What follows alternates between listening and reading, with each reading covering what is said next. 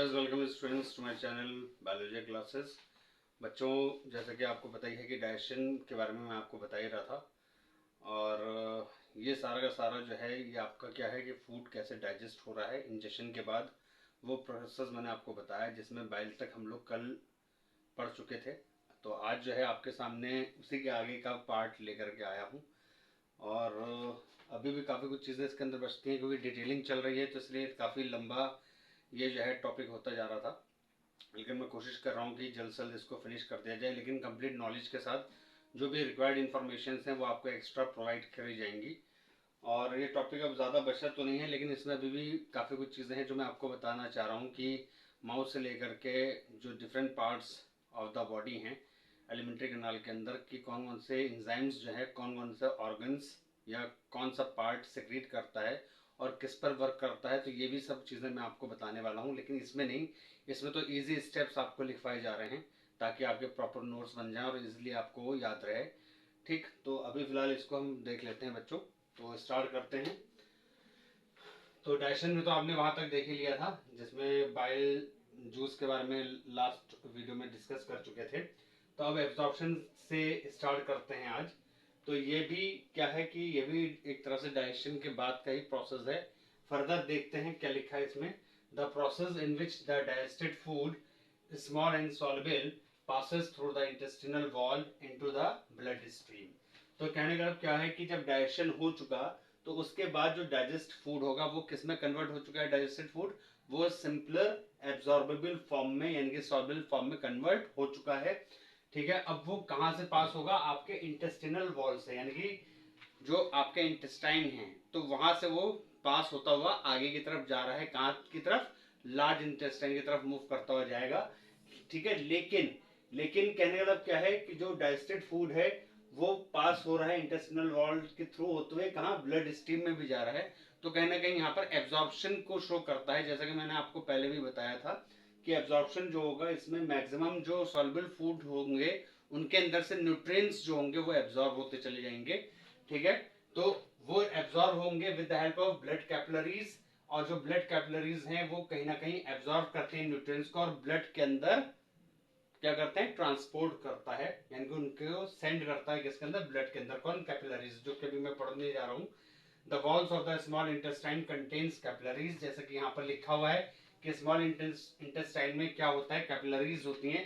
Capillaries बेटा ये होते क्या है? ब्लड वेसल्स होती है जो बहुत ही बारीक बारीक सी होती हैं। ठीक है, बहुत ही माइन्यूट होती हैं। कुछ तो ऐसे भी होती हैं जो बिल्कुल माइक्रोस्कोपिक होंगी, माइक्रोस्कोप से दिखाई देंगी, जैसे कि delicate parts of the brain, brain के अंदर और हार्ट के अंदर की तरफ, और बाकी बॉडी में भी होती हैं नो डाउट, लेकिन ये बहुत बारीक बारीक होती हैं, यानी कि डेलिकेट पार्ट्स तक, आपके अंदर तक जो है वो ब्लड को आपके बॉडी पार्ट्स के अंदर अंदर तक पहुंचाया जाता है। क्या? Blood with help of capillaries.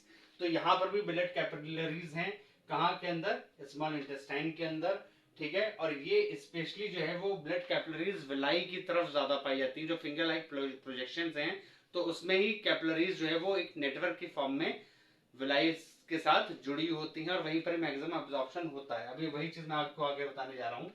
The inner surface of the small intestine has million of टिनी finger like projections called villi.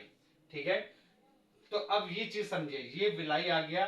ठीक है, विलाई किसके अंदर है बेटा? स्मॉल इंटेस्टाइन के अंदर विलाईज होते हैं, और ये लगभग 10 लाख के करीब बताया गया है। 1 मिलियन में 10 लाख होते हैं।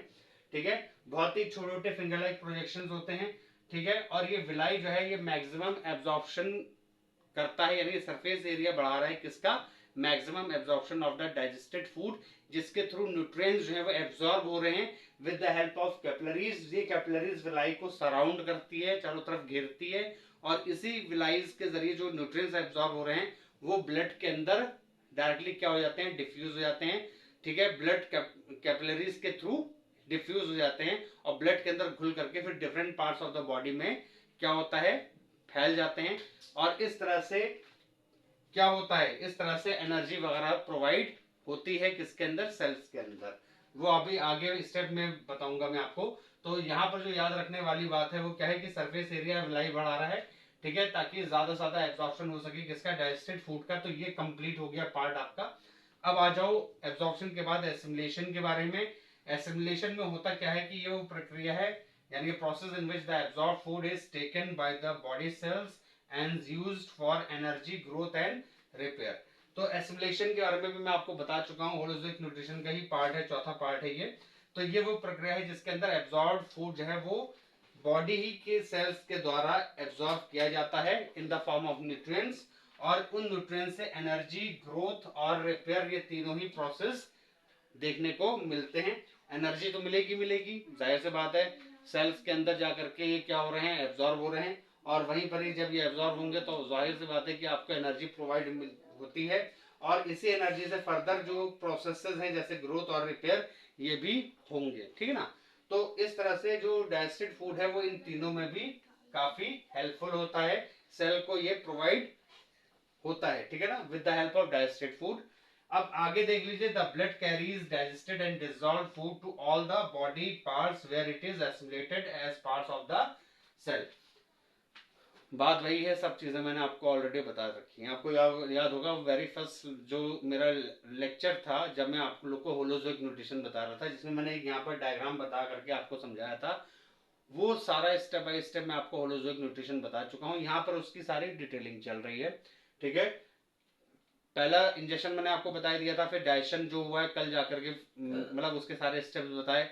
आज एब्जॉर्प्शन में मैंने आपको कुछ पॉइंट्स क्लियर करे हैं, ठीक है। एसिमिलेशन आपका फिनिश हो जाएगा, फिर बचेगा आपका डाइजेशन, वो भी फिनिश कराऊंगा, और उसके बाद फिर आपके स्टेप बाय स्टेप एंजाइम्स की एक्टिविटीज वगैरह जो होंगी वो सब मुझे पता है, मैं आपको बताऊंगा, टेंशन मत लीजिए। आप लोग फिलहाल इसको देखते हुए नोट्स आपको प्रॉपर्ली प्रोवाइड कर रहा हूँ ताकि आप लोग नोट्स रहें, ठीक है। तो यहाँ तक आपको समझ में आ गया होगा, ठीक है, कि सारा का सारा एनर्जी ग्रोथ और रिपेयर कहां से मिल रहा है, एब्जॉर्ब फूड से, ठीक है। अब जो ब्लड होगा वो कैरी करेगा किसको, डाइजेस्टेड और डिसॉल्व फूड को, ठीक है। अब ये समझिए जो डाइजेस्टेड और डिसॉल्व फूड हैं उनसे क्या मिल चुका है, न्यूट्रिएंट्स मिल चुका है। जहां जहां ये डिसॉल्व फूड होंगे उनसे न्यूट्रिएंट्स जो हैं वो आपको मिलते रहेंगे। और ये डिसॉल्व फूड और क्या है, जैसे सिंपल फॉर्म में ग्लूकोज कह लीजिए, प्रोटीन की सिंपल फॉर्म हो गई आपकी अमीनो एसिड, और फैट्स की हो गई फैटी एसिड्स। तो ये सिंपलर फॉर्म्स हैं जो एब्जॉर्ब और डिसॉल्व डाइजेस्टेड फूड के फॉर्म में जाने जाते हैं, और ये पूरी बॉडी के अंदर क्या हो जाते हैं, एसिमिलेट हो जाते हैं with the help of blood, और इस तरीके से वहां पर एनर्जी प्रोवाइड होती है, ठीक है। और इसी वजह से एनर्जी मिलने के से फर्दर दूसरे प्रोसेस आगे की तरफ चलते हैं, जैसे कि आपका ग्रोथ हो गया, रिपेयर हो गया, जो डैमेज सेल्स होंगी उनका रिपेयर होगा, और जो सेल्स होंगे उनको फर्दर क्या मिलेगा, डेवलपमेंट मिलेगा, उनकी ग्रोथ होगी, उनमें आपको साइज में बढ़ोतरी दिखाई देगी, और फिर वो मैच्योर होकर के किसमें, माइटोटिकली डिवाइड करने के लिए पूरी तरह से तैयार हो जाएंगे, ठीक है ना। मतलब एक तरह से मल्टीप्लीकेशन वाला हर चीज में कहीं ना कहीं आपका क्या यूज हो रहा है, फूड ही यूज हो रहा है, ठीक है ना बेटा। अच्छा, अब देखिए यहाँ पर जो ग्रीन लाइंस में मैंने बताया हुआ है, digested food not used by the body is stored in the liver as glycogen. अब जो डाइजेस्टेड फूड में जो भी आपका बच गया, यानी कि जितनी जरूरत है उतनी तो बॉडी ने ले ली, लेकिन जो अब बच गया है वो फौरन क्या है, मतलब वो इमीडिएट एब्जॉर्ब ना हो पाने की वजह से अब वो क्या हो जाएगा, वो लीवर में जाकर के क्या हो जाएगा, स्टोर हो जाएगा, क्या, डाइजेस्टेड फूड, ठीक है। और किस फॉर्म में हो जाएगा, ग्लाइकोजन के फॉर्म में हो जाएगा, यानी कि ये कॉम्प्लेक्स शुगर के फॉर्म में अगेन कन्वर्ट हो जाएगा। जैसे सिंपल ग्लूकोज था वो आपकी जितनी जरूरत थी बॉडी की उसके हिसाब से तो एब्जॉर्ब हो गई, ठीक है, लेकिन अब जो सिंपल फॉर्म ग्लाइकोजन बचा है वो फर्दर अब कहाँ जाकर के स्टोर हो जाएगा, लीवर के अंदर। अब वो किस फॉर्म में होगा, कॉम्प्लेक्स कार्बोहाइड्रेट की फॉर्म में हो जाएगा, और ये तब जरूरत पर निकलेगा जब हमारी बॉडी के अंदर ग्लूकोज लेवल काफी डाउन हो जाएगा। तो ऐसे में जो है ये इस तरह से हमारे लिए क्या है, प्रिजर्वेशन है, मतलब एक तरह से हमारे लिए स्टोरेज है इमरजेंसी पर्पस के लिए। इसका एक छोटा सा एग्जांपल आप लोग बता देता हूँ, जैसे कि फास्ट रखा जाता है, जैसे आप कहते हैं व्रत या रोजे रखते हैं, तो उसमें क्या होता है कि उस पीरियड में हमारी बॉडी के अंदर जो है वो ग्लूकोज लेवल डाउन हो जाता है, क्योंकि हमारी बॉडी ज्यादातर क्योंकि भूखा रहने से क्या होता है, हमें लगातार तो खाना मिलता नहीं है, तो जो हमारे पास ऑलरेडी जो ग्लूकोज लेवल है वो डाउन होता है हमारी बॉडी का, उस टाइम पर ये ग्लाइकोजन जो होता है वो हमारी बॉडी के अंदर क्या होता है, वापस आता है हमें एनर्जी प्रोवाइड करने के लिए, ठीक है। तो इतना ही आपको अभी समझना है, ठीक है बच्चों। तो अब देख लीजिए ये आपके सामने डाइजेशन प्रोसेस आ जाता है, तो ये लास्ट प्रोसेस है इसके अंदर का, ठीक है। तो अभी इसको देख लीजिए क्या है, egestion process in which undigested food is removed from the body. तो जैसा कि मैंने आपको पहले भी बता दिया था इस टॉपिक से पहले, मतलब स्टार्टिंग में, मतलब मैंने आपको इसको स्टार्टिंग में ही बताया था कि इजेशन होता क्या है होलोजोइक न्यूट्रिशन के अंदर। ये सारा होलोजोइक न्यूट्रिशन ही चल रहा है, ठीक है। तो इजेशन क्या हो गया, प्रोसेस, यानी कि ये वो प्रक्रिया हो गई जिसके द्वारा जो है जो वेस्ट अनडाइजेस्टेड फूड बचता है, ठीक है ना, सॉलिड फॉर्म में, उसे बॉडी के बाहर निकाल दिया जाता है, ठीक है। तो देख लीजिए नेक्स्ट लाइन में क्या है, undigested food passes from the small intestine to the large intestine. तो जो अब अनडाइजेस्टेड फूड है, यानी कि मैक्सिमम एब्जॉर्प्शन तो हो चुका किसके अंदर, स्मॉल इंटेस्टाइन के अंदर, बाय द वेरियस एंजाइम्स, ठीक है।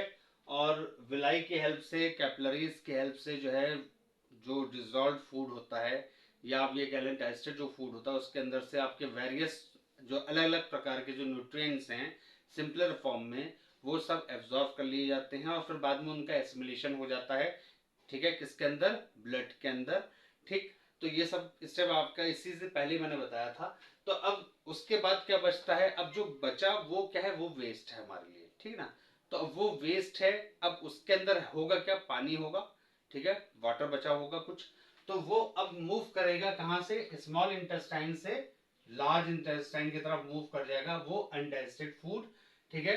अब वहां पर भी कुछ विलाइज होते हैं, पहले स्मॉल में आपको मैंने बताया था कि बहुत ज्यादा विलाई देखने को मिलते हैं, लगभग 10 लाख के करीब होते हैं, लेकिन यहाँ पर भी होते हैं। लेकिन यहाँ पर क्योंकि मैक्सिमम एब्जॉर्प्शन तो हो चुका, तो यहाँ पर अब मेन जो बचा है वो क्या है, जैसे पानी वगैरह है, तो उस मिनरल्स है उसको एब्जॉर्ब करने के लिए विलाई हेल्प करते हैं, विच absorb the water from undigested food. अब उन अनडाइजेस्टेड फूड के अंदर, जो अनडाइजेस्टेड फूड है जो स्मॉल इंटेस्टाइन से लार्ज इंटेस्टाइन की तरफ मूव कर चुका है, अब वहां पर लार्ज के अंदर जो विलाई होंगी, वो विलाई किसको एब्जॉर्ब करेंगी, वाटर को एब्जॉर्ब करेंगी, ठीक है। अब इस वजह से होगा क्या, due to this undigested food become solid. अब वो अनडाइजेस्टेड जो फूड था, जो पहले किस फॉर्म में था भाई, आपका एक तरह से आप ये कह लीजिए कि मतलब वो अभी कैसा था अनडाइजेस्टेड फूड, यानी कि वो था आपका एक तरह से लुगदी टाइप में, ठीक है। आप ये कह सकते हो कि जस्ट लाइक जैसा आपका पेस्ट होता है ना, पेस्ट पेस्ट की फॉर्म में था वो, ठीक है। अब वो कैसा बन चुका है, वो अब बन चुका है सॉलिड तरीके से आ गया, ठीक है, जिसको हम एक्सक्रीटा के नाम से भी जानते हैं। एक्सक्रीटा का मतलब हो गया आपका मल, ठीक है, जैसा आप एक्सक्रीशन के लिए यूज कर सकते हैं कि हाँ भाई जैसे स्टूल है, पॉटी है, ठीक। तो वो आपका क्या है, वो एक तरह से वेस्ट मटेरियल है after the digestion of the food, ठीक। ये सारा प्रोसेस होने के बाद लास्ट में जो स्मॉल इंटेस्टाइन से जो बचा हुआ जो अब आया है लार्ज इंटेस्टाइन के अंदर, वो पूरी तरह से वेस्ट है, वो किस में कन्वर्ट हो चुका है, सॉलिड फॉर्म में कन्वर्ट हो चुका है, जिसको हमने नाम दिया एक्सक्रीटा, ठीक। अब ये एक्सक्रीटा जो है वो एनएस के जरिए, ठीक है, तो जो एनएस होता है last part of the elementary कनाल, ठीक है, तो एनएस के जरिए ये जो है आपकी बॉडी से बाहर निकल जाएगा, इसी को हम बोलते हैं इजेक्शन, ठीक है। तो वेस्ट प्रोसेस मतलब जो वेस्ट आपका प्रोडक्ट है, ठीक है ना, फूड का, वो एक्सक्रीशन के थ्रू बाहर निकलेगा in the form of excreta, ठीक। ये पॉइंट आपको याद रखना है। तो यहां तक कंप्लीट हो गया आपका, ठीक है, पूरा कंप्लीट हो चुका है आपका होलोजोइक न्यूट्रिशन, जिसमें वेरियस स्टेप्स आपको बताए गए, इंजेक्शन से लेकर के इजेक्शन तक का पूरा प्रोसेस कंप्लीट हो चुका है। फिर से रिपीट इसलिए कर रहा हूँ ताकि आपको याद रहे बच्चों, बार बार बताने का मकसद ये नहीं होता कि आपको मैं बोर करूँ, आपको समझाना मेरा मेन मोटो है, मेन एम है। तो पूरा आपने स्टेप बाय स्टेप 5 स्टेप आपने होलोजोइक न्यूट्रिशन के देख लिए, स्टेप बाय स्टेप कैसे फूड आपने अंदर लिया with the help of mouth injection, और फिर उसका क्या हुआ, डाइजेशन, डाइजेशन के बाद फिर आपका क्या आया, एब्जॉर्प्शन, एब्जॉर्प्शन के बाद एसिमिलेशन, और एसिमिलेशन के बाद आपका आ गया लास्ट में इजेक्शन, ठीक है। इसमें वेरियस एंजाइम्स हैं। अब जो आपका वीडियो मैं बनाऊंगा, मतलब आपके लिए जो वीडियो बनाऊंगा नेक्स्ट, उसके अंदर मैं आपको इनके स्टेप बाय स्टेप, जैसा भी मैंने आपको बताया माउथ से लेकर के लार्ज इंटेस्टाइन तक जो भी चीजें इन्वॉल्व होंगी, जो भी एंजाइम्स होंगे, किस पर एक्ट करेंगे, किसको तोड़ेंगे, वो सारी चीजें आपके सामने लेकर के आऊंगा, और उसके बाद फिर आप ये पूरा का पूरा टॉपिक कंप्लीट अपना मान लीजिएगा। लेकिन नोट्स के प्रॉपरली देखा जाए तो ये नोट्स आपके कंप्लीट हो चुके हैं यहाँ तक। तो उम्मीद करता हूँ चैनल समझ में आया होगा, जो मैंने पढ़ाया समझ में आया होगा। और चैनल को लाइक और सब्सक्राइब करें, ज़्यादा से ज़्यादा अपने दोस्तों में, फ्रेंड्स में, रिलेटिव्स में शेयर करें। ठीक है, आपके लाइक्स और सब्सक्राइब जो है वो मुझे कहीं ना कहीं मोटिवेट करते हैं, ताकि मैं आपको क्वालिटी टीचिंग, क्वालिटी नोट्स और क्वालिटी लेक्चर प्रोवाइड कर सकूं। तो सपोर्ट चाहिए। ठीक है, थैंक्स फॉर सपोर्टिंग मी। बच्चों, अब आपके सामने मैंने एक सवाल करा था कि काइल और काइम में फ़र्क क्या होता है, तो मुझे कोई रिस्पॉन्स आपसे नहीं मिला, कोई भी कमेंट सेक्शन में कोई भी आपकी क्वेरी नहीं आई। अच्छा नहीं लगा, क्योंकि भाई देखिए, जिम्मेदारी के साथ मैं आपके लिए लेकर के आता हूँ, तो आपको भी जिम्मेदारी बनती है कि आप मुझे रिस्पॉन्स दें। ठीक है, तो फिलहाल मैं आपके लिए सामने लेकर के आया हूँ, शॉर्ट में है। अभी भी आपका होमवर्क यही है कि काइल और काइम ज़रूर पढ़िएगा, ये डिफरेंस बहुत इंपॉर्टेंट है, पूछ लिया जाता है एग्जाम में। तो काइम के बारे में पहले मैंने लिखा, क्या लिखा है, प्रोड्यूस इन स्टमक। ठीक है, तो जैसा कि आपको पहले ही बता चुका हूँ कि काइम जो है वो आपके स्टमक के अंदर बन रहा है, यानी कि जे शेप्ड, मैंने आपको अपनी कल वाली वीडियो में बताया था।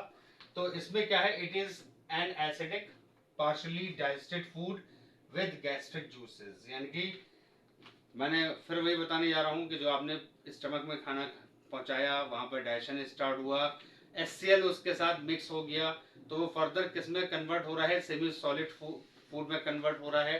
ठीक है, और मीडियम कैसा हो गया उसका, एसिडिक हो गया, पार्शली डाइजेस्टेड, यानी कि ज्यादा हाफ डाइजेस्ट हो चुका है, और गैस्ट्रिक जूसेस उसके साथ मिल चुके हैं, जैसे HCl, पेप्सिन, रेनिन।